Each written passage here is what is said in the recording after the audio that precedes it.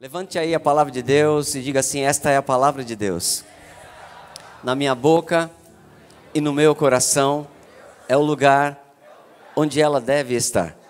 Diga: eu sou o que ela diz que eu sou. Tenho o que ela diz que eu tenho e eu posso fazer o que ela diz que eu posso fazer. Diga: ela é espírito e é vida.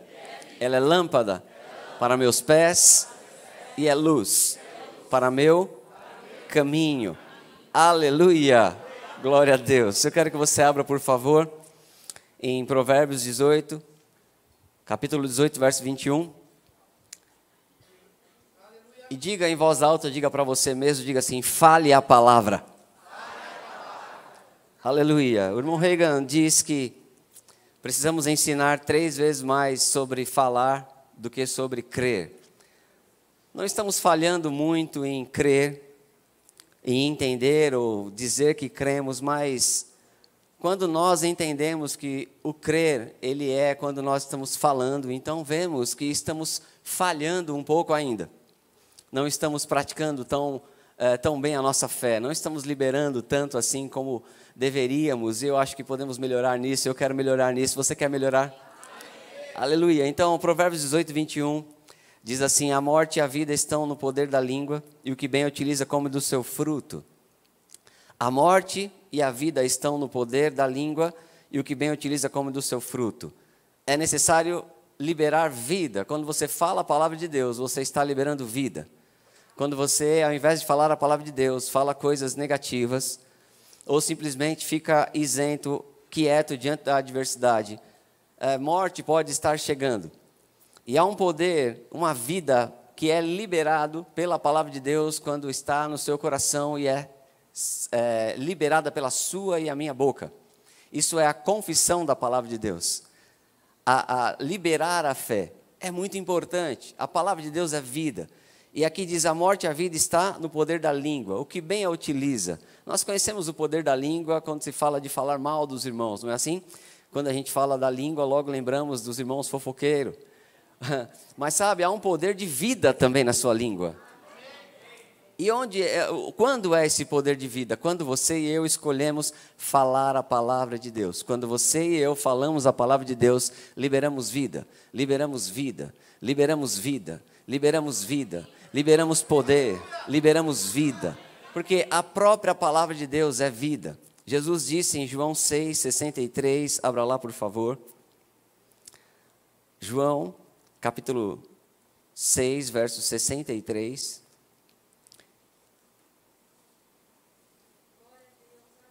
Ele diz: o Espírito é que vivifica, a carne para nada aproveita.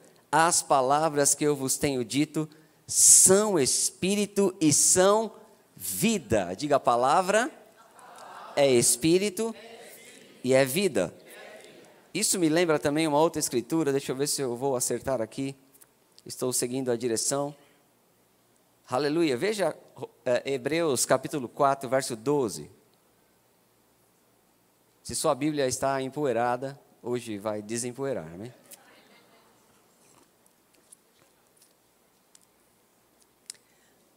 Hebreus capítulo 4, verso 12, diz assim: porque a palavra de Deus é viva, aleluia, e eficaz. Até aí. Então a palavra de Deus, ela é... as palavras que eu vos disse, Jesus disse, são espírito e são vida. Quando você fala a palavra de Deus, quando falamos a palavra de Deus, estamos liberando espírito e estamos liberando vida. Estamos liberando o espírito que está por trás da palavra e estamos liberando vida. O que você tem na mão é Bíblia, mas quando está no seu coração, sai pela sua boca, é palavra de Deus. E a palavra de Deus é viva. E a palavra de Deus é vida. E a palavra de Deus é espírito. Aleluia.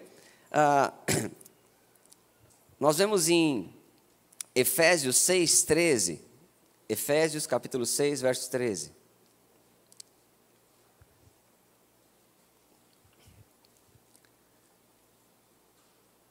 E vamos ler o 13 depois do 17. Sabe, há uma armadura de Deus. Isso é todas as ferramentas que Deus deu para você andar, para você se proteger, para você se guardar.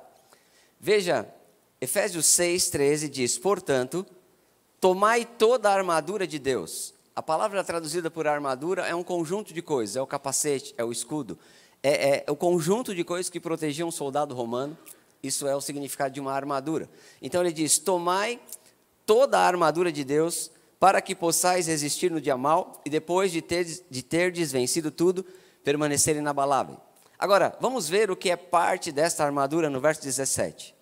No verso 17 diz: tomai também o capacete da salvação e, Efésios 6:17, e a espada do Espírito, que é a palavra de Deus. Então, algo que você toma, a espada do Espírito, que é a palavra de Deus. Como começa o verso 13? Tomai toda a armadura de Deus. Quem toma? Eu tomo. Você entende essa linguagem? Tomai toda, pegue toda a armadura de Deus. Use toda a armadura de Deus. Utilize toda a armadura de Deus. Mas vemos aqui uma parte da armadura que não é uma arma de defesa. Existe o escudo da fé com que você se defende, mas a fé não é ficar se defendendo. Ele diz: tome a espada do Espírito, que é a palavra de Deus. A armadura de Deus é você também contra-atacar, falar, liberar. Ele diz: é hora de sacar a sua espada. Tome, é uma atitude. Tome a armadura, tome a espada do Espírito, que é a palavra de Deus. Então, esta é a maneira de pleitear, de guerrear, por assim dizer. Esse é o bom combate da fé. Você não tem que ficar lutando contra o demônio, você não tem que ficar lutando contra as pessoas, mas você precisa pleitear as suas causas, tomar posse da vida eterna, declarar a palavra de Deus. Isso é a espada do Espírito. E esta atitude, ela é também reforçada em 2 Coríntios 4, 2 Coríntios capítulo 4, verso 13. E eu quero ler isso com você. Tudo bem a gente ensinar um pouco hoje? Glória a Deus. 2 Coríntios capítulo 4, verso 13. Diz assim: tendo, porém, o mesmo espírito da fé, como está escrito, eu criei, por isso é que falei, também nós cremos, por isso também falamos. Olha que importante isso. Tendo, porém, o mesmo espírito da fé. Diga: espírito da fé. O espírito da fé é crer e falar. Está escrito, criei, por isso falei. Davi escreveu sobre isso. Mas ele diz: também nós cremos, por isso falamos. Aleluia. Crer tem algo a ver com falar. Crer está associado com falar. Crer não pode ser manifestado se você não está falando. Enquanto você não está falando, você não está crendo. O quanto você está falando é o quanto você está crendo. O quanto você e eu estamos falando é o quanto estamos liberando a palavra de Deus. E o quanto liberamos a palavra de Deus, seja uma realidade já conquistada por Cristo, ou uma promessa, o quanto estamos demonstrando que cremos nela. E o quanto demonstramos que cremos nela, determina se vamos ou não receber daquele benefício. A palavra de Deus liberada por você faz com que o resultado e a vida de Deus e as promessas dele cheguem para você. Para você. Deus não faz acepção de pessoas. 3 vezes na palavra está escrito. Mas a sua fé vai determinar o seu resultado. A sua e a minha confissão. Aleluia. 4 vezes na Bíblia está escrito: o justo viverá pela fé. E se retroceder, minha alma não tem prazer nele. O justo viverá pela fé. O que é a fé? É crer e confessar. Crer e falar. Aleluia. Então, veja esta escritura que importante. Primeiro nós lemos Efésios capítulo 6, uma outra maneira de falar. Tome a espada do Espírito. Isso é, tenha uma atitude, pegue essa espada, use essa espada. E depois nós lemos 2 Coríntios 4:13, o Espírito da fé. Crer e falar, o Espírito da fé. Quantos aqui vão agarrar esse Espírito da fé hoje mesmo? Sabe, o Espírito da fé é algo que você agarra, é uma atitude que você toma posse, é uma coisa que você se determina a fazer. Uma decisão de qualidade na minha e na sua vida é tomar esse Espírito da fé, pegar essa atitude, começar. Eu nunca vi ninguém fazendo isso na minha casa, na minha igreja, na minha família, mas isso é pessoal. Você tem que começar, você tem que falar. Ah, mas eu vi, o pastor está fazendo isso, meu irmão está fazendo isso. Mas se você não está fazendo, então é porque não está tendo resultado. É você que toma a atitude. O Espírito da fé deve acompanhar cada um, cada pessoa individualmente. Deve agarrar esse Espírito. Cada crente está habilitado para agarrar esse Espírito da fé. E pode tomar essa decisão ou não, de falar ou calar. Falar a palavra ou falar coisa errada. Mas minha e sua decisão deve ser agarrar esse Espírito. Pegar esta palavra, falar cada escritura que Deus revela ao seu coração de uma maneira maravilhosa. Aquilo que você não entendia, como você viu pessoas testemunhando. Ah, eu não entendia, mas agora eu entendo. Um dia eu vim num culto, um dia eu ouvi, um dia eu vim numa sala de aula, um dia o irmão querido me falou, um dia eu estive no discipulado, um dia eu assisti aquela ministração, e Deus usou aquilo para comunicar a verdade ao meu coração, para levantar uma verdade no meu coração, e aquela verdade que se levantou no meu coração, deixou de ser uma simples letra, mas agora ela queimou em mim, ela se tornou uma realidade em mim, e eu já não posso viver da mesma maneira. Eu falo de acordo com essa realidade, eu libero essa palavra, criei, por isso falei. É uma atitude, é um tomar, é um agir, amém? Aleluia! Deve ser a minha e a sua atitude. Então, falar faz parte de toda a armadura de Deus. A espada, tomar a espada do Espírito faz parte de toda a armadura de Deus. Se você não faz isso, então você não pode. 3 coisas, está escrito aqui em Efésios 6, 3, nós já lemos. No verso 17, tome, pois, a espada do Espírito. No verso 13, toda a armadura de Deus é para quê? Resistir no dia mal. Diga comigo 3 coisas, diga assim: resistir no dia mal, vencer tudo, permanecer inabalável. Eu estou me baseando em Efésios 6,13, que nós já lemos, e lá diz: portanto, tome toda a armadura de Deus. Você já sabe que no 17, a espada do Espírito faz parte dessa armadura. Então ele diz: tome toda a armadura de Deus, verso 13, para que você possa resistir no dia mal, e depois de ter vencido tudo, vírgula, permanecer inabalável. Se você não libera a palavra, não fala, você não vai conseguir resistir no dia mal. Você não vai ser capaz de vencer tudo. E você não vai ser capaz de permanecer inabalável. Mas o contrário é verdadeiro. Se você colocar a palavra na sua boca, agarrar a promessa, pegar a sua nova condição de Cristo Jesus, fizer disso a sua confissão, a sua maneira de pensar e de falar e de pensar, de pensar e de falar e de pensar, então você e eu poderemos resistir no dia mal, vencer tudo, permanecer inabalável. O objetivo aqui não é lutar contra o derrotado, porque o diabo já está julgado. O objetivo aqui é resistir no dia mal, é vencer tudo, permanecer inabalável, é manter a posição. Não é vencer o diabo, é manter ele vencido. Não é vencer o diabo porque Jesus já o venceu, é se manter na posição de vencedor. Mas adversidades vêm contra você, problema vem contra a sua mente e contra a minha, e você precisa permanecer inabalável, vencer tudo. Aleluia. São 3 coisas: resistir no dia mal. O dia mal vai chegar para você inevitavelmente, mas sabe, você vai fazer com que a sua posição permaneça sendo a sua posição, porque você está em Cristo, e você vai resistir no dia mal, vencer tudo, permanecer inabalável. Como? Tomando toda a armadura, da qual a espada do Espírito faz parte. Criei, por isso falei. Aleluia. Parece tudo o que queremos: resistir no dia mal, vencer tudo, permanecer inabaláveis. Não importa o que veio para você, com que força, com que intensidade veio, se você permaneceu inabalável, é mais um testemunho. Aleluia. A sua fé não é medida de acordo com as adversidades que se levantam contra você, mas pela capacidade de, após a adversidade, você estar inabalável. Isso é, você estava firme, o vento passou, você continua firme, porque a sua vida está firmada em Deus. Aleluia, aleluia, aleluia, aleluia.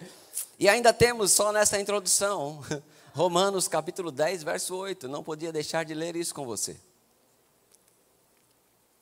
Romanos capítulo 10, verso 8.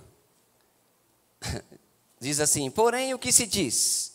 A palavra está perto de ti, na tua boca e no teu coração. Isto é, a palavra da fé que pregamos. Qual a palavra que já tem no seu coração? Qual a palavra que já está perto de ti? Aquilo que você entendeu, aquilo que já foi revelado. toda a Escritura está acessível para você. Você tem o Espírito da verdade, o grande ensinador, o mestre dos mestres. Mas sabe, ele diz, a palavra está perto de ti, na tua boca e no teu coração. A palavra da fé que pregamos. A palavra da fé que pregamos deve estar na minha boca, no meu coração. Deve estar na sua boca e no seu coração. Porém, o que se diz? A palavra está perto de ti. O que é a palavra? Não tá dizendo aqui a Bíblia está perto de ti. Muitos têm a Bíblia perto, na cabeceira da cama, no bolso, no celular, debaixo das axilas, né, como os irmãos antigos carregavam. Muitos têm a Bíblia perto, mas isso não quer dizer que a palavra está perto.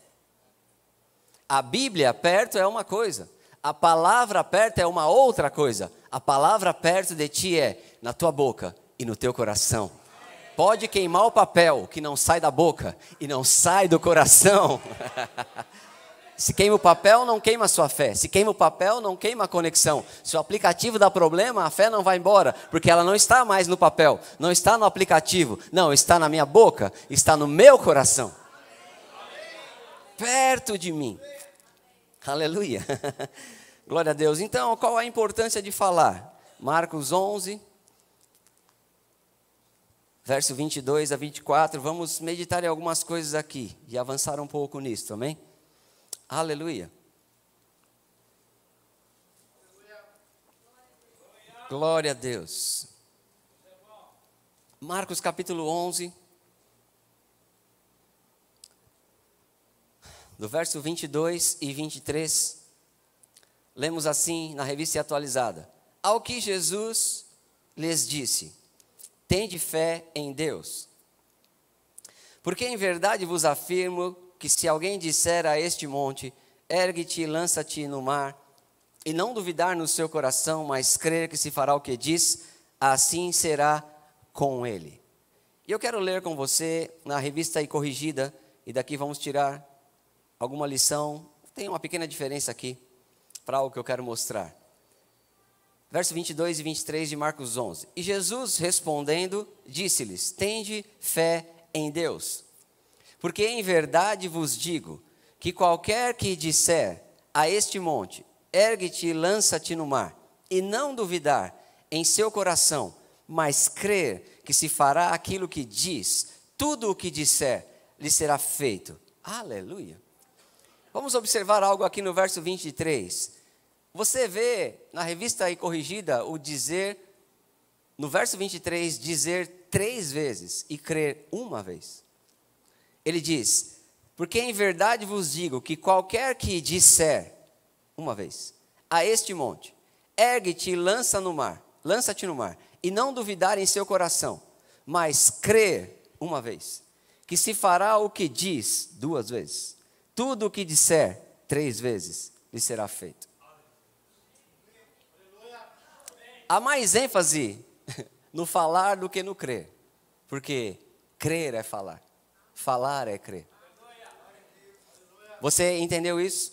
Agora, o que Jesus ele disse aqui, tudo o que você disser, se você crer, o que você disser será feito. O que é? Onde está baseada essa declaração tão poderosa de Jesus? Tudo o que eu disser está baseada no acordo, está baseada na Escritura. Jesus sabe que você é dele e que as palavras dele estão em você. Em João capítulo 15, ele fala sobre isso. João capítulo 15, não dá para abrir lá agora, mas ele diz assim, olha, se vocês permanecerem em mim, e as minhas palavras permanecerem em vocês, vocês vão pedir tudo o que quiser, e será feito. Então, Deus tem confiança em falar para você, pode pedir qualquer coisa, tudo o que você disser será feito. Por quê? Porque Ele sabe que você está limitado aos termos da palavra, porque você é dele e a palavra está em você. Então aqui não é pedir alguma coisa fora da palavra de Deus. Aqui não é pedir alguma coisa que não está na vontade de Deus. Não, nós estamos em Cristo e a palavra está em nós. Temos a palavra em nós. Agora, tendo a palavra em nós, Ele diz, você tem um poder ilimitado. Fale o que você quiser e o que você disser será feito. o que você disser será feito. Meu Deus do céu, vamos partir para a eternidade e não vamos ter entendido tudo o que essa escritura quer dizer. Mas é suficiente para você começar a fazer alguma coisa. É muito forte isso, eu confesso. Tudo o que eu disser será feito. Não, ele não disse isso somente uma vez. Não está apenas em Marcos 11. Está também em João capítulo 15. Como eu acabei de mencionar. Se você estiver em mim, quantos estão em Cristo aqui? Se as minhas palavras estiverem em você, fora da palavra, ele não tem compromisso. Tudo o que você pedir será feito. Eu posso te dar outra escritura, João diz, essa é a confiança que temos, que se pedimos alguma coisa, segundo a sua vontade, Ele nos ouve. E se sabemos que Ele nos ouve, sabemos que já temos os pedidos que lhe fizemos. Oh, glória a Deus. Há um limite no nosso acordo. O limite é a palavra de Deus. Mas deixa eu te dizer, meu irmão, na palavra de Deus tem muito mais do que nós estamos provando. Tem muito mais ainda para confessarmos, declararmos, vivermos, irmãos, e agarrarmos pela nossa fé por meio da confissão. Aleluia. Então isso não te surpreende 3 vezes falar. O que você falar? Uma vez crer. Aqui tem um crer específico, você percebe? Crer que se fará o que você disse. Ele diz, mas crer que se fará o que diz. Sabe, depois que você libera a fé, tem um tipo de crer específico. Você tem que crer que vai se fazer o que você disse. Aqui, não é, deixa eu explicar isso para você, não é crer em Deus somente. É claro que crer em Deus é o início. Se você não crê em Deus, você não confessa. Mas esse texto está falando de crer no que você falou. De maneira que o nosso desafio muitas vezes é simplesmente seguir crendo naquilo que já temos declarado. E sabe qual é a melhor maneira de você seguir crendo naquilo que você já declarou? Continuar falando. Ah, mas eu já falei uma vez, então renda graças. Lembre, traga a memória que você confessou. Deus não vai ficar zangado se você falar de novo. Você só não pode falar a segunda vez como se ele não tivesse ouvido a primeira, porque aí seria incredulidade. Não, pai, eu tenho confessado, eu sei que o Senhor me ouve, a tua palavra me enche de alegria, ela me dá força, ela renova a minha mente, eu quero mais é falar a tua palavra, pai, eu estou crendo nisso aqui. E fala segunda, terça, quarta, quinta, sexta, pega aquela atitude, meu irmão, e crê que vai ser feito como você diz. Aleluia. Então vemos 3 vezes falar, uma vez crer. Crer específico, crer naquilo que você falou. Quando você fala a palavra de Deus, você tem que crer que vai acontecer. Sabe, muitas vezes não é quantas pessoas orou por você, quantas pessoas impuseram as mãos sobre você. A questão é o quanto você pode crer. Jesus disse que tudo é possível ao que crer. E o que é crer? Falar. Amém? Glória a Deus. Vemos outra coisa interessante aqui. No verso 22, Marcos 11, 22, ele diz assim: E Jesus respondendo disse-lhes, tende fé em Deus. Algo muito simples, não é? Tende fé em Deus. A maneira mais simples de crer nisso, de interpretar essa escritura é, creia em Deus. Olhe para a pessoa que está do seu lado e diga, creia em Deus. Eu acredito particularmente que tem que ter muita fé para não crer em Deus. Meu Deus do céu. Acho que até o ateu, quando a coisa aperta, fala, meu Deus. Como não crer em Deus? Então, mas é importante lembrarmos esse primeiro aspecto. Ele diz, tenha fé em Deus. Eu quero só ler algumas coisas aqui para refrescar a nossa memória de que podemos crer no nosso Deus, amém? Diga, eu posso crer em Deus. E não vai dar tempo de abrir, mas ouça isso para edificar a sua fé. Lucas 1,37 diz, porque para Deus não haverá impossíveis em todas as suas promessas. Tenha fé em Deus. 2 Coríntios 1:20 diz: porque quantas são as promessas de Deus, tantas tem nele o sim, porquanto também por ele é o amém, para a glória de Deus por nosso intermédio. Tenha fé em Deus. Tudo que ele prometeu, ele diz sim. Tito 1:2 diz: na esperança da vida eterna, na esperança da vida eterna, que o Deus que não pode mentir, prometeu antes dos tempos eternos. Deus não pode mentir. Tenha fé em Deus. Aleluia. Salmo 138:2 diz: prostrar-me-ei para o teu santo templo e louvarei o teu nome, por causa da tua misericórdia e da tua verdade, pois magnificaste acima de tudo o teu nome e a tua palavra. Deus colocou acima de tudo o nome dele e a palavra dele. Ele não pode voltar atrás do que ele falou. Tenha fé em Deus. Aleluia. Agora, eu quero falar algo com você sobre Marcos 11:22. Jesus olha para os discípulos e diz: tende fé em Deus. É claro que é correto entendermos que Deus está falando, creia em Deus, Ele é fiel. A palavra está acima de tudo. Para Ele não há impossíveis. Crer em Deus. Mas o que Jesus estava querendo dizer, de fato, para os discípulos, naquele contexto onde Ele repreendeu a figueira secou, os discípulos viram, depois Jesus falou, tende fé em Deus, pode ser entendido. Eu vou repetir. Nesse texto, Marcos 11:22, tende fé em Deus, é mais do que acredita em Deus que Ele é poderoso. Jesus estava falando com os discípulos dele, eles criam em Deus. Jesus estava dizendo, tende a mesma fé que Deus tem. Tende a fé do tipo de Deus. E aqui você vai aprender um segredo. Qual é a fé? Deus tem fé. Qual é a fé do tipo de Deus? Como Deus manifesta a fé e o crer? Então, repita comigo. Ter a fé do tipo de Deus. A mesma fé que Deus tem. Aleluia.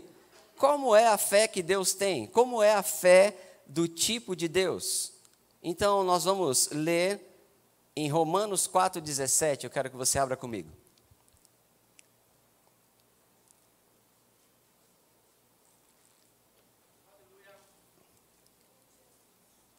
O que é ter a fé do tipo de Deus? A mesma fé que Deus tem. A mesma característica e qualidade de fé.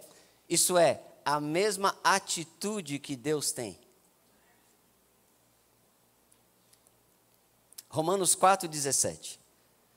Como está escrito: por pai de muitas nações te constituí, perante aquele no qual creu, o Deus que vivifica os mortos e chama à existência as coisas que não existem. Essa é a fé do tipo de Deus. Deus chama as coisas, chama à existência o que não existe.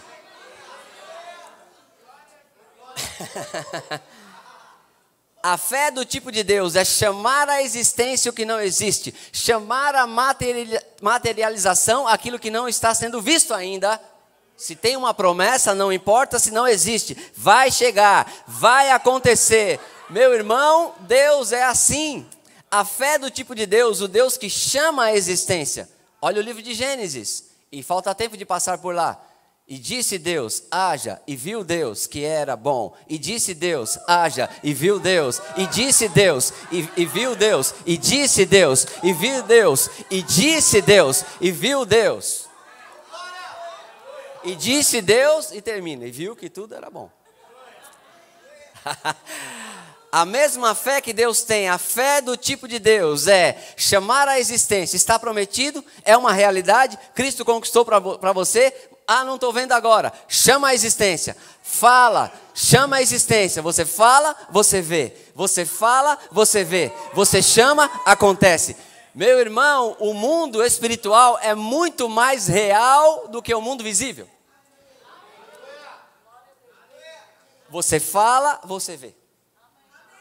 Você constrói o seu amanhã, que é invisível também, com aquilo que você confessa hoje. Você fala, você vê. Há um poder liberado por Deus em sua palavra, no seu coração e na sua boca, que quando você libera a palavra, ela tem um poder criativo. Disseste bem, Deus diz para o profeta, disseste bem, eu velo pela minha palavra para a cumprir.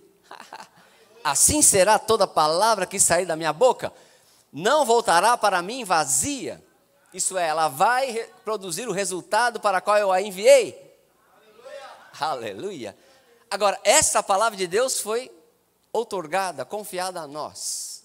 E agora Deus diz, você tem que ser meu imitador, ter a fé que eu tenho, fazer como eu faço.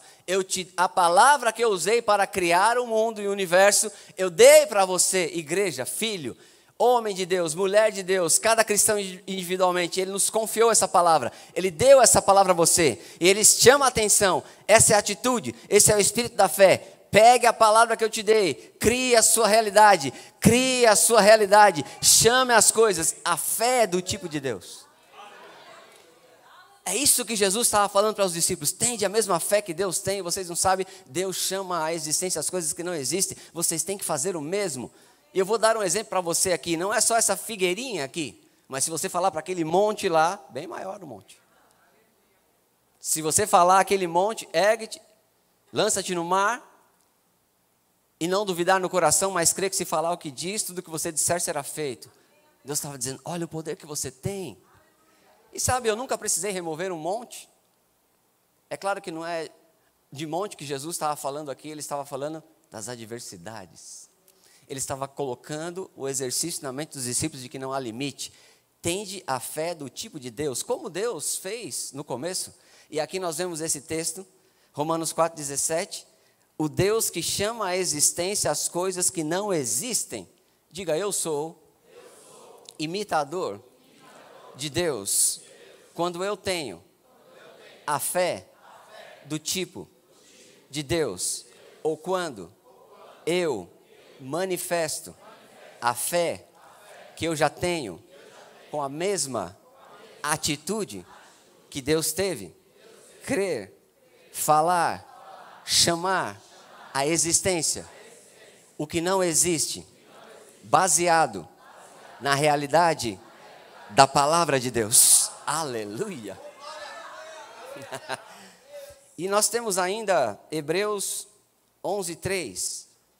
Eu preciso falar isso para você, amém? Tende fé em Deus, tende a fé do tipo de Deus.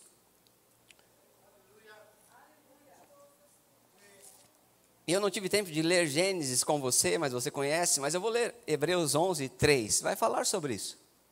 Hebreus 11:3 diz assim, pela fé, entendemos que foi o universo formado pela palavra de Deus. Meu Deus do céu, como o universo foi formado? Big Bang, explosão? Não, pela confissão. Como o universo foi formado? Você não precisa ser cientista para saber a resposta. O universo foi formado pela palavra de Deus. De maneira que o visível veio a existir das coisas que não aparecem. Há uma realidade aqui, eu não estou vendo, mas ela está aqui. Se a Bíblia está dizendo, é mais real do que o visível. Aleluia. Eu não te culpo se a sua cabeça fica um pouco sem entender isso, mas é a realidade da palavra. E servimos um Deus maravilhoso. Servimos um Deus que poderoso Ele é. Servimos um Deus que está muito acima da nossa compreensão. E nós vamos experimentando a realidade da nova criação, a realidade do que Ele é, de acordo com a sua palavra. É o mais próximo que temos dEle. E olha o que ele diz, o visível veio a existir das coisas que não aparecem. O que impede você confessar, declarar? O que impede, irmão, você de gerar uma realidade baseada na palavra? Ah, não, porque eu não estou vendo. Não, você já sabe como funciona. O visível veio a existir de coisas que não aparecem. Aleluia. Então, isto é a fé do tipo de Deus. A mesma fé que Deus tem. Isso é a mesma atitude que Deus tem. Aleluia, você não está empolgado com isso? Eu posso ter a mesma atitude que Deus tem. Eu posso usar a mesma ferramenta que Deus usou, sua palavra poderosa, confiada a mim. Sabe, é como nós cantamos numa canção antiga: quem tentará contra o braço forte do Senhor? Quem impedirá o seu agir? Quem poderá nos resistir? Se a palavra de vitória já foi liberada a nós, aleluia. A palavra de vitória já foi liberada a nós. Agora, às vezes nos colocamos numa atitude passiva, foi liberada a nós, então deixa acontecer. Não, foi liberada para que você coloque no seu coração e na sua boca. Foi liberada para ser como uma espada. Foi liberada para ser utilizada. Foi liberada para você vencer tudo, resistir no dia mal, permanecer inabalável. Não foi liberada para você ficar sentado e ficar esperando alguma coisa acontecer. Foi liberado para você ter uma atitude, um espírito de fazer. Irmãos, vamos combinar que Deus deixou para nós a parte fácil? O bom combate da fé é crer e confessar, rir e se alegrar? É fácil, mas é necessário. É fácil, mas é necessário. Não é difícil andar em vitória. Não é difícil andar em triunfo. Aleluia. Glória a Deus. Então, o que devemos falar? O que devemos falar? Falamos as promessas de Deus. Eu quero falar 2 aspectos hoje com você. O que devemos falar? O que? Como eu começo identificando? Eu quero ajudar você. O que devemos falar? Falamos as promessas de Deus. Lucas 1,37 diz: porque para Deus não haverá impossíveis em todas as suas promessas. Meu Deus do céu, se eu achei a promessa, achei o fim da impossibilidade. 2 Coríntios 1,20, nós temos falado, tantas quantas são as promessas de Deus, tantas tem nele o sim, porquanto também por ele é o amém, para a glória de Deus, por nosso intermédio. Todas as promessas de Deus, não coloque se Deus quiser, já tem sim. Agora, veja isso, o amém é por nosso intermédio. Como a promessa vai se tornar assim seja? Amém pode ser entendido por assim seja. Então, Deus deu a promessa e disse: sim, filho, não precisa dizer se Deus quiser na promessa. Para o que não está escrito, você tem que se consagrar a Deus, se Deus quiser. Se Deus quiser, você muda. Se Deus quiser, você faz uma coisa com a sua vida que não está escrito na palavra. Se Deus quiser, você vive de um jeito ou de outro. Mas a promessa não, a promessa, ele diz sim. As promessas já têm o sim. Agora, por intermédio de quem é o amém? É o assim seja. Por intermédio de nós, nosso intermédio. Como é que eu faço a promessa de Deus se tornar realidade para mim? Qual é a atitude? Como é esse meu amém? É falar essa promessa. É a atitude, é a prática de confessar. Então, tantas quantas são as suas promessas, tem nele o sim e o amém. Isso é muito importante. A parte mais importante do versículo, por meu intermédio. É aqui o espírito da fé. É aqui que eu estou tomando a armadura. Então, eu falo a palavra, a promessa de Deus. Não basta estar prometido, não basta estar escrito. Eu agarro aquela promessa, eu confesso aquela promessa. Eu falo aquela promessa e eu vivo aquela promessa. Eu falo aquela promessa contra para trazer a manifestação aquilo que eu não estou vendo agora. E aquilo que não existe passa a existir. Por causa da promessa que foi liberada e foi falada. Passa a existir para mim, porque eu agora estou tomando posse da promessa. Deixa eu dizer para você mais uma vez, isso é muito, muito, muito importante. Não basta estar escrito e prometido, você tem que confessar a promessa de Deus. Você tem que manifestar que crê nela, a ponto de você falar sobre ela, render graças sobre ela. E quando você fala a promessa, você se alegra por ela. Você se vê como um participante dela. Então, eu devo falar a promessa de Deus. Aleluia. Agora eu quero te ajudar com uma coisa. Identifique as promessas.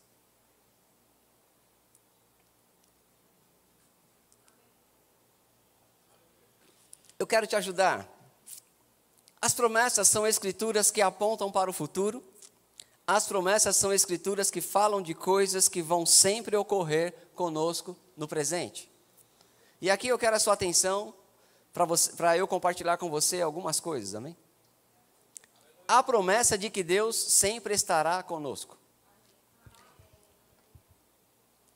Então vamos identificar Quando o Senhor Deus diz em Hebreus 13, 5 a 6, por exemplo, eu vou ler, você pode assimilar um pouco, amém? Eu quero só te dar alguns exemplos aqui, de como você identifica a promessa. Existe promessa de que Deus sempre estará conosco, isso é bom? Se Deus estiver com você todo o tempo, você vai se sentir sozinho?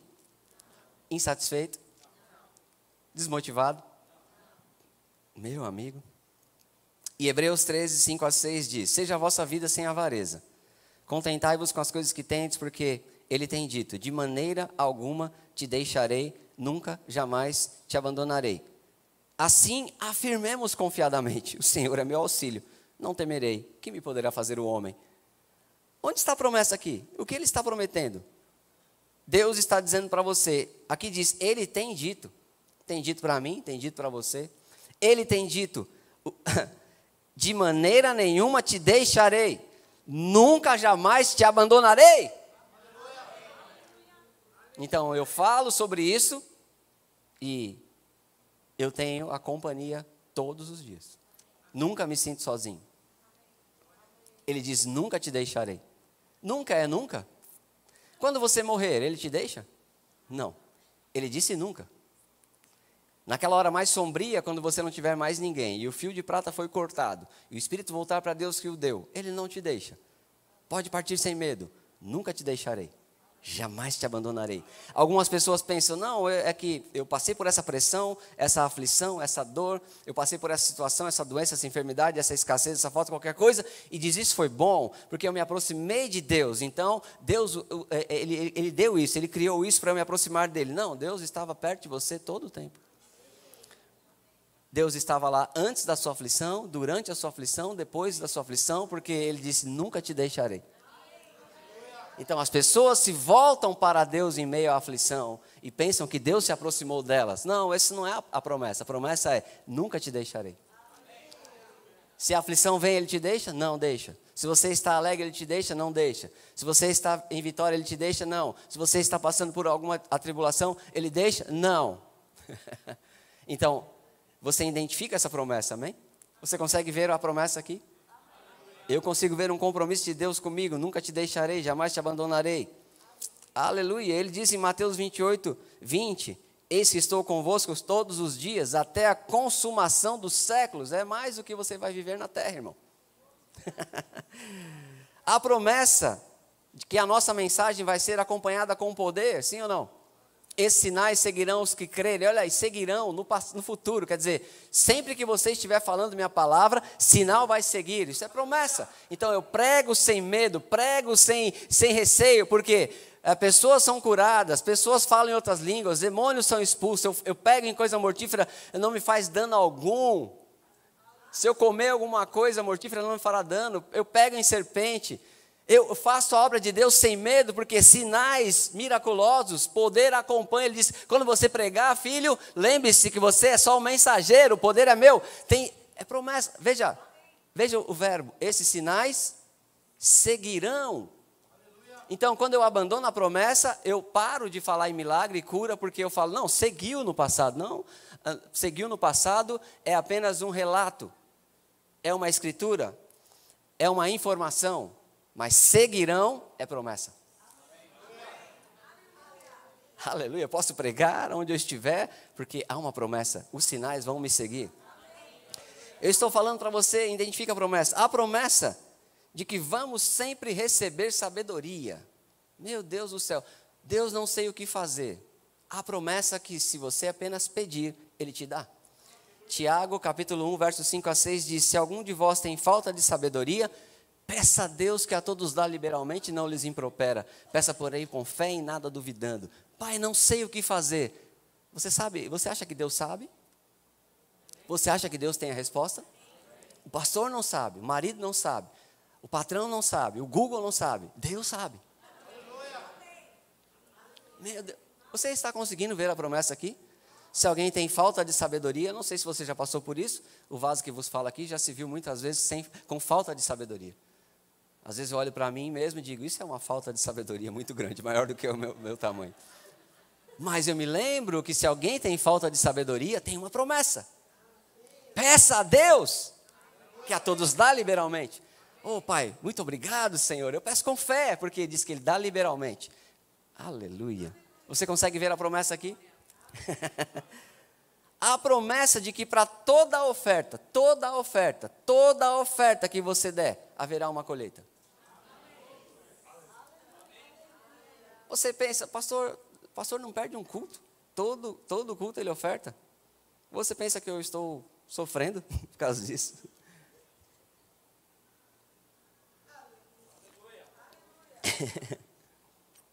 Aleluia. Ele diz, sempre que você semear, eu vou dar colheita. Então, eu resolvi não perder a oportunidade. Ele diz, aquele que semeia, 2 Coríntios 9,6, e isto afirmo, aquele que semeia pouco, pouco ceifará. Olha, ceifará no futuro.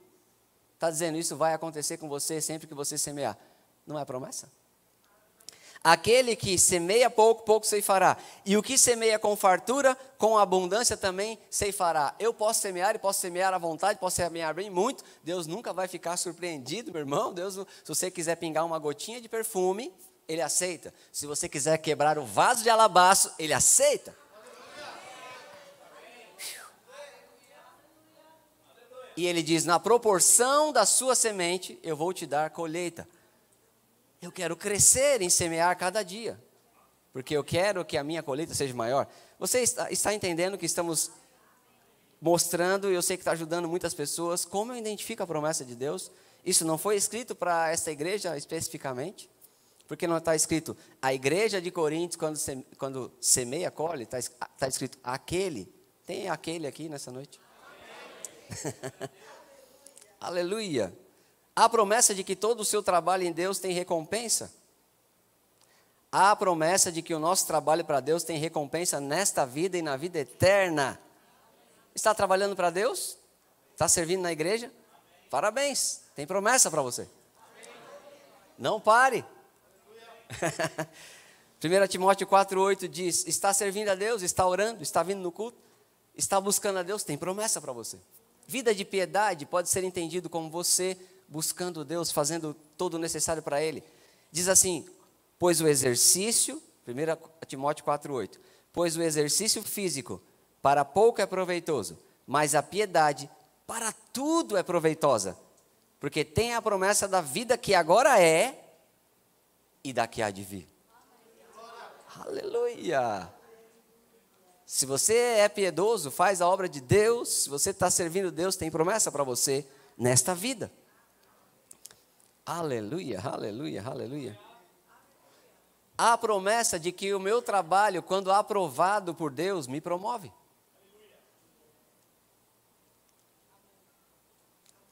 Por que você está falando isso, pastor? Porque quando você for desanimar, lembre-se, dia mal, vencer tudo, permanecer inabalável. Você vai desanimar por causa do irmão que não te reconheceu. Isso é alguém que não está olhando a promessa. Quem confessa a promessa, se anima porque Deus nunca falha. Se anima porque Deus não é injusto. Então eu quero desanimar porque não estou sendo reconhecido pelo ciclano, pela fulana. Mas eu lembro a promessa de Deus, que o meu trabalho aprovado me promove. Aleluia, isso me anima. Então eu venço aquele dia mal que quer fazer eu desistir. Eu permaneço inabalável. Eu venço aquela tentação de desistir. Não são as pessoas que me reconhecem, é Deus que me galardoa. Isso é promessa. A promessa de que o meu trabalho, quando aprovado, me promove. 1 Timóteo 3,13 diz assim, pois os que desempenharem bem o diaconato. O que é diaconato? Qualquer serviço que você faz na igreja. Alcançam para si mesmo justa preeminência e muita intrepidez na fé em Cristo Jesus. Quer dizer, se eu faço o trabalho, eu tenho uma justa preeminência e ganho intrepidez na fé. Quantos gostariam de viver essa realidade? Aleluia, aleluia. Etc, etc, etc, etc. O que eu devo confessar? A promessa de Deus. Para confessar a promessa de Deus, você tem que fazer exercícios como esse. Onde ela está? Às vezes eu acho que nós ouvimos a palavra de Deus na igreja de uma forma meio romântica. A gente prega, se alegra, pula, celebra, sai naquela porta e não estamos considerando.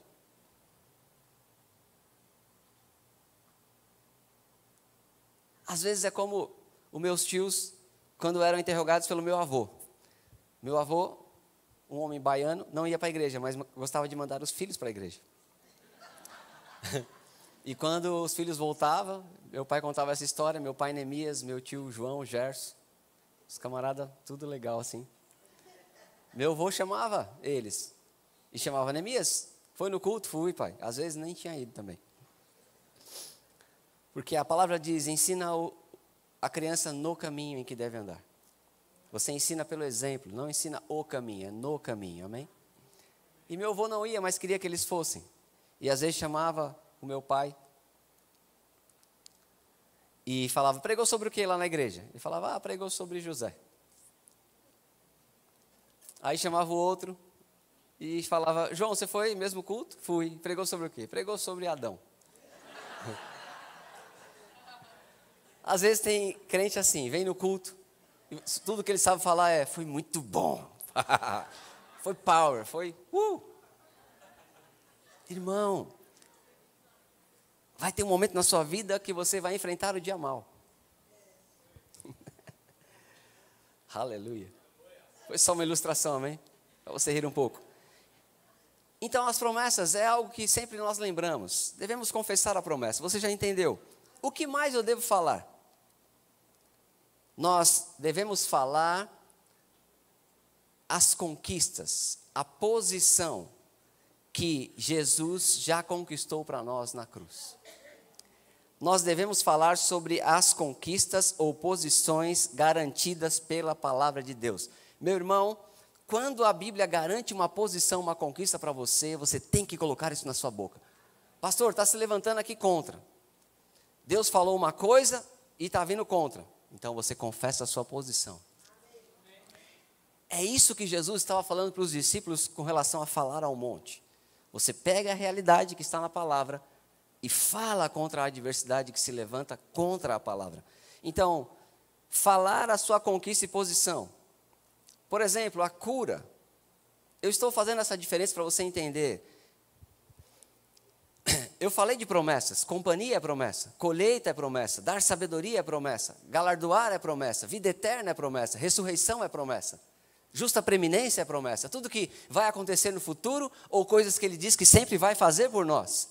Mas existem coisas que não são promessas, são posições, são conquistas. Por exemplo, cura não é mais uma promessa. Cura é uma posição.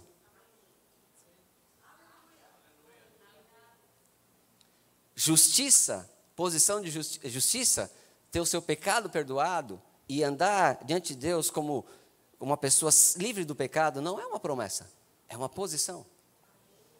Então, eu quero fazer essa distinção. Precisamos saber o que é promessa e o que é uma posição em Cristo. As duas coisas são bases para você confessar. Então, Mateus 8, diga assim, a cura é uma posição, é uma conquista de Jesus. Mateus capítulo 8, verso 16 a 17. Chegada a tarde, trouxeram-lhe muitos endemoniados, e ele, meramente com a palavra, expeliu os espíritos e curou todos que estavam doentes. Para que se cumprisse o que fora dito por intermédio do profeta Isaías, ele mesmo tomou as nossas enfermidades e carregou as nossas doenças. Veja, não está no futuro, não está falando de uma coisa que ele vai fazer agora, está falando de uma coisa que ele já fez, é uma conquista. Ele carregou as nossas dores. Ele curou todos e disse, isso aconteceu para que se cumprisse. Então, era uma promessa quando Isaías falou. Agora já se cumpriu e se tornou a nossa realidade. Para que se cumprisse, então, há coisas que Deus está cumprindo em você. Há coisas que Deus vai cumprir e há coisas que Ele já cumpriu. O que Ele já cumpriu é posição. O que ele já cumpriu é conquista. tanto aquilo que ele prometeu fazer, como aquilo que ele já fez, eu preciso confessar e liberar a minha fé para viver a manifestação. Às vezes não estamos vivendo de acordo com aquilo que Cristo já conquistou.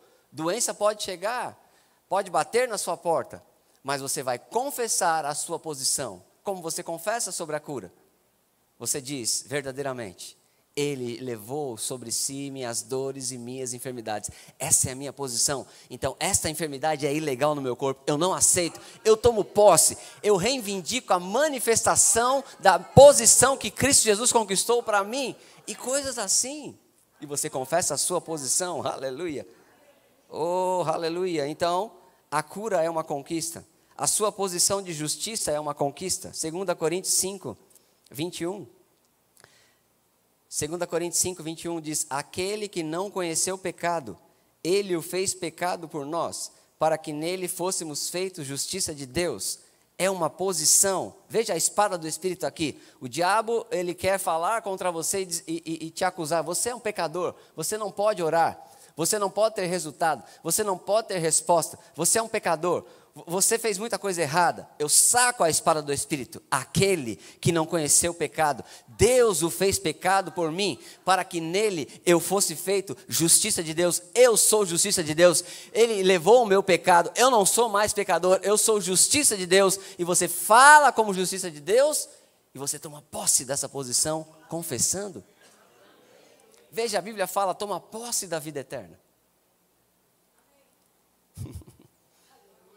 Toma posse da vida eterna. Você tem que confessar a sua posição em Cristo Jesus. Eu não sou um pecador. Como você vai de fato saber? Você não vai andar numa consciência de justiça simplesmente porque eu estou falando para você. Eu ouvi naquela igreja, eu fui naquela escola e eu ouvi eles falando que nós não somos pecadores. Às vezes ouvimos as pessoas falar assim, elas estão repetindo o que elas ouviram de outras pessoas. Isso é bom. Isso está levando elas a uma mudança, isso está provocando uma mudança de mentalidade, mas isso ainda não é a confissão. Isso é a introdução da confissão. Há um momento que você tem que falar: não é mais porque o irmão Reig escreveu, não é mais porque eu aprendi no Rema, é porque a palavra de Deus diz: esse sou eu, é a minha posição. E é essa espada do Espírito que vai liberar vida e faz a acusação do diabo embora de uma vez por todas. E se voltar, fala de novo. E se voltar, fala de novo. E você combate o bom combate da fé baseado na sua posição. É assim com a cura, é assim com a acusação. Aleluia. Glória a Deus, aleluia. Muitas pessoas são presas por causa de maldição. Porque foi com a minha mãe, foi com meu pai, eu não tenho tempo de contar até meu próprio testemunho sobre isso, vai ser comigo também. Não, você precisa pegar a sua posição em Cristo Jesus. Em Cristo Jesus há uma coisa que foi quebrada e uma coisa que foi iniciada. Então você tem que pegar a sua posição em Cristo Jesus. Qual é essa posição? Você é abençoado. Efésios 1, 3. Então, confessar a conquista e a posição de Cristo na sua vida. A palavra diz que você é abençoado. Não diz que você será abençoado lá no céu. Diz que você é abençoado agora. Diga: eu sou abençoado. Diga: eu sou abençoado. Eu não sei como foi o seu tio, a sua avó, seu amigo, sua casa, seu amigo, seu parente. Não sei como é, não sei como foi. Eu sei a realidade de Cristo Jesus. E se você confessá-la, é isso que você terá. Não é que você vai mudar o que Cristo já fez, é que você vai fazer com que a realidade que Cristo conquistou para você seja verdade para você. Veja, pensem comigo, meus irmãos. Eu sei que pessoas precisam ser ajudadas nessa área. Jesus já nos abençoou e Ele já venceu na cruz, mas ainda hoje tem pessoas presas por pensamentos de maldição, achando que é uma fatalidade, que o que aconteceu com o avô vai acontecer com o pai, que vai acontecer com o filho. Então, para essas pessoas, é como se a obra de Cristo não valesse nada. Mas a obra de Cristo não vale nada? Não, Ele já venceu. Mas para elas não está fazendo efeito. Por quê? Mentalidade. E eu estou falando de pessoas na igreja. Meu pai abandonou minha mãe. Meu avô abandonou minha avó. Eu estou abandonando minha família também. Mas é assim, pastor. eu nasci assim e vou ser sempre assim. Dentro da igreja, divórcio sempre acompanhou minha família. Cigarro, bebida, vício, prostituição, é uma coisa que vem, é uma hierarquia. Não, não é. Isso é uma mentalidade. Como eu mudo essa mentalidade? Confessando agora a minha nova posição em Cristo Jesus. Eu vou dar apenas um exemplo para você, amém? Efésios capítulo 1, verso 3. Quem pode te amaldiçoar se Deus já te abençoou? Quem pode condenar se Deus já te justificou? Quem pode fechar se Deus já abriu? Quem pode impedir se Deus já começou? Quem pode evitar se Deus já falou? Somente nós mesmos, se não crermos. Podemos evitar que aquilo chegue para nós, que aquilo se manifeste em nós, mas não é o nosso caso. Então, o diabo está dizendo que você é amaldiçoado, você saca da palavra de Deus. Efésios 1:3 diz, bendito Deus e Pai. Oh, aleluia. Do nosso Senhor Jesus Cristo, é sua família agora. Que nos tem abençoado com toda sorte de bênção espiritual nas regiões celestiais em Cristo Jesus. Essa é a sua posição. Meu irmão, aleluia. O que nós falamos da nossa posição, sabe qual é a nossa posição em Cristo Jesus? É a posição de triunfar sempre. 2 Coríntios 2,14 eu vou mencionar para você. Diga assim, eu falo da minha posição de vencer, triunfar, sempre por meio de Cristo Jesus. 2 Coríntios 2,14 diz, graças porém a Deus, que em Cristo sempre nos conduz em triunfo, e por meio de nós manifesta em todo lugar a fragrância do seu conhecimento. Filipenses 4,13 diz, tudo posso naquele que me fortalece. Paulo diz, eu passei por todo tipo de circunstância, nada mudou o que eu sou. Posso tudo. Aleluia. Posso contra todas as coisas não pode contra mim. Posso todas as coisas naquele que me fortalece. Aleluia. Romanos 8, 31 a 32 diz que diremos, pois, à vista dessas coisas, se Deus é por nós, quem será contra nós? Aquele que não poupou o seu próprio filho, antes por amor de nós o entregou, porventura não nos dará graciosamente com ele todas as coisas? Sabe, às vezes você tem que confessar isso. Olhe para o espelho, diga para você mesmo. Você pode cantar aquela canção, olhe para mim, eu sou filho, sou herdeiro da graça, sou redimido, hoje eu sei quem sou. Ou dizer, se Deus é por você, rapaz, quem será contra você? Aleluia. 1 João 4,4 diz, filhinhos, vós sois de Deus, e tendes vencido os falsos profetas, porque maior é aquele que está em vós, do que aquele que está no mundo. O maior está em você. Confessamos a nossa posição. Agora, deixa eu te dizer algo muito importante. Eu sei que essa ministração está caprichada, né, de tempo. Marcos, deixa eu te dizer algo. Quando é que a confissão da promessa de Deus? Quando é que a confissão da minha posição em Cristo Jesus? Quando é que eu vou ter esse ímpeto, essa atitude? Quando é que esse espírito da fé vai estar operando em mim? Crer e falar. Sabe, uma coisa que você precisa fazer é se livrar de pecados e impedimentos.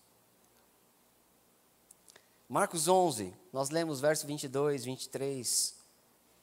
E no verso 25, diz assim, e quando estiverdes orando, se tendes alguma coisa contra alguém, perdoai, para que o vosso Pai Celestial vos perdoe as vossas ofensas. Quando você não libera perdão, toda essa verdade, essa realidade poderosa é comprometida. Você não tem ousadia para confessar. E é esta a cilada do diabo. O diabo sabe que se você coloca a palavra na sua boca, meu irmão, não tem impossível. Então o que ele faz é levar você a uma posição onde você não pode confessar, não pode exercer a sua fé. Porque se você simplesmente falar a palavra...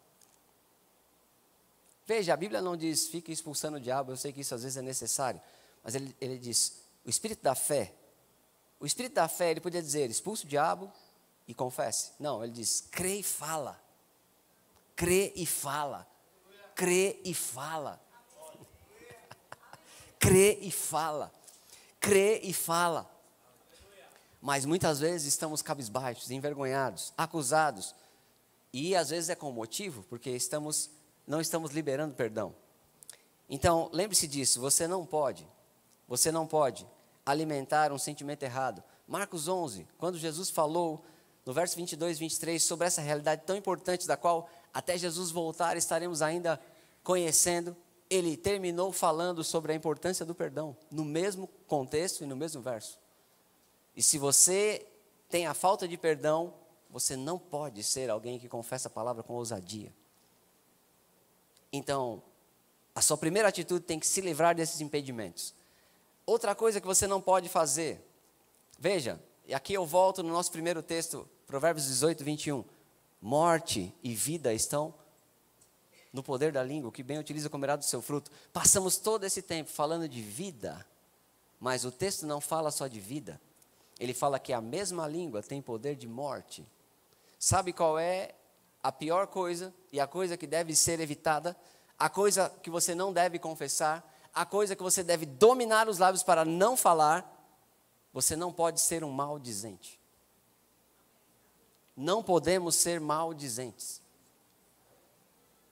Porque quando falamos mal e maldizemos e amaldiçoamos pessoas e falamos mal de pessoas, de lideranças, de irmãos queridos ou de qualquer pessoa, nós estamos criando uma semente, liberando morte. E se nós que fomos chamados para liberar vida, se nós que temos a palavra de Deus confiada, liberarmos morte ao invés de vida, quem vai fazer este papel de liberar a vida?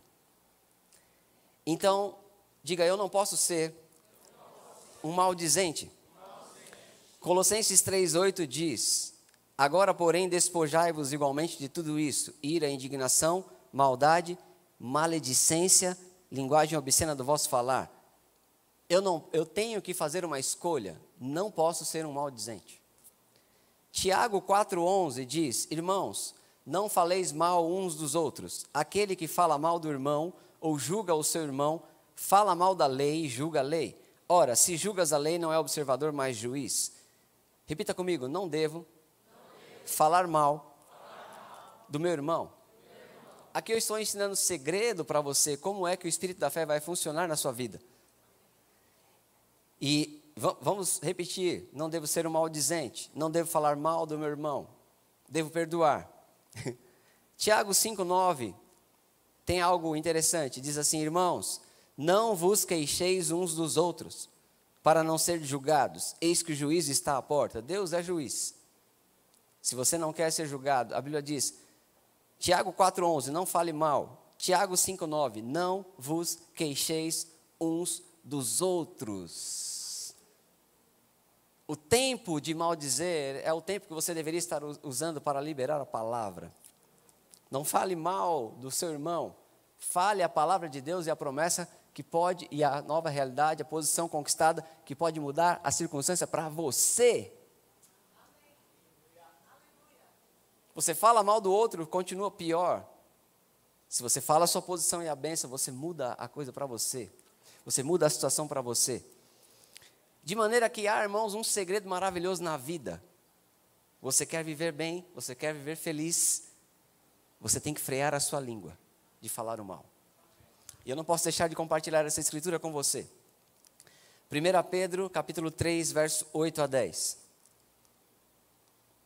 E já estamos encerrando, tanto que o texto vai dizer finalmente.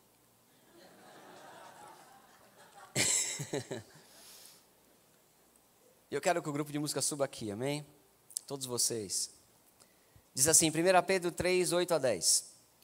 Finalmente, sede todos de igual ânimo, compadecidos, fraternalmente amigos, misericordiosos, humildes. não pagando mal por mal ou injúria por injúria. Veja, você não paga a injúria por injúria. Falaram mal de você, quem é você? Eu sou crente, eu falo bem. Falaram mal de você, você coloca a promessa na sua boca. Falaram mal de você, eu confesso que eu sou abençoado. Falaram mal de você, você fala bem da outra pessoa. Porque da minha boca só sai coisa boa. Da minha boca só a palavra. Da minha boca só a promessa. Da minha boca só a posição que Jesus conquistou. Ele diz, não pagando mal por mal, nem injúria por injúria. Antes, pelo contrário, bem dizendo, pois para isso mesmo foste chamados, a fim de recebermos bênção por herança. Olha o verso 10, irmãos. Agarre isso. Pois quem quer amar a vida e ver dias felizes. Quem quer amar a vida aqui? Quem quer ter uns... Levantar de manhã e falar assim, vida. Era para você entender. Porque quem está triste, deprimido, querendo partir antes da hora, não está amando a vida. E não amando vida, não ama a Deus, porque Deus é a vida. Quando você não está amando a vida, alguma coisa está muito errada. Você pode estar com 20, 30, 40, 50, 60, 70, 80, 90, 100 ou 120 anos. Se você estiver cheio da palavra, você está amando a vida, até porque, irmãos, somos eternos. Nasci chorando, vou partir cantando.